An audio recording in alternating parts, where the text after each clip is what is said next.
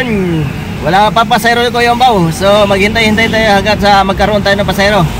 Kaya habang walang pasahero, so mag-edit muna si Kuya Baw, mag-upload muna tayo sa ating YouTube channel. Alright?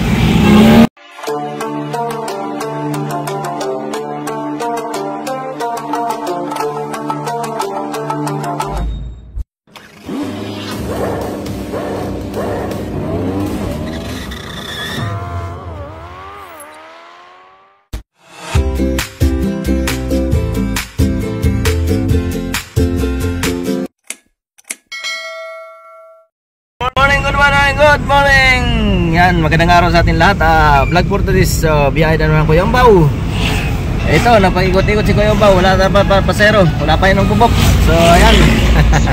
Samahan nyo kasang yung biyahe. Tagal na pasero. Dito tayo ngayon sa, ayun, may LRT oh. MRT. Sa may Santulan, Marikina. Ikot-ikot na ako, akit pa ako pupunta ng Antipolo. Doon ako magtambay kasi may pasahero dito na malayo nakukuha. Ako nakakuha na ako ng pasahero. Ayan o, Santulan, Marikina na. Ayan, akit tayo doon tayo magtambay sa may Santa Lucia. Tambay tayo sa Santa Lucia, wala ang pasahero. Silong tayo doon sa puno. Yun o.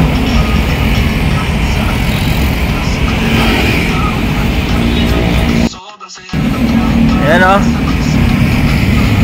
wala ang pasahero. Saan na tayong lugar nito? Kung alam nyo itong lugar na to, comment na lang para malaman natin kung taga-Pilipinas kayo. Kung taga-Pilipinas kayo, saan to sa Pilipinas? Ano ba to? Kasi di ko alam niya kung ano yan eh, LRT ba yan or skyway, overpass or tunnel. Comment na lang sa mga nakakalam kasi hindi ko alam kung itong lugar na to eh. Ngayon lang ako nakarating sa lugar na to. Ayan. Para sa mga may alam, comment na lang kayo dito para malaman natin kung anong lugar to. Saka magtawag na kayo ng pasahero ni Kuya Baw kung nasaan na sila. Gisingin nyo na yung mga kapitbahay nyo dyan. Mag-book na kayo, mag-book.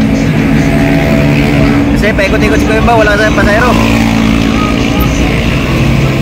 Alam na, dito si Kuya Baw naghihintay. Paikot-ikot Kuya Baw, tambay muna tayo dito sa puno kasi wala tayong pasahero. Kasi sayang yung gasolina pagka panayatiko tayo. Maaga pa naman at mamaya naman kasi papawi yan. So nakakuha na ako ng pasahero pero tambay muna saglit. Hintay-hintay lang, tsaga-tsaga lang kasi mamayang hapon talagang daming pasahero. Sa umaga mga hanggang 9 or 10 yan may pasahero pa yan. At saka 11 hanggang 2 PM, so patay na oras yan, wala tayong pasahero yan. Matumal. So yun lang, abang-abang na sa ating biyahe kung saan si Kuya Baw abutin sa ating biyahe ngayon o saan makadampot na pasahero. Iyatin natin ang ating pasahero ng maayos sa kanilang paroonan. Alright, ano pa hinintay nyo? Gisingin nyo yung kapitbahay nyo, pinsan nyo, kamag-anak nyo, ipag-book nyo na kay Kuya Baw.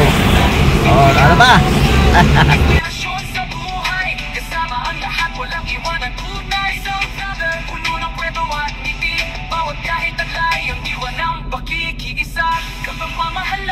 Ang ating misyon, Kuya Baw sa puso, walang hanggan.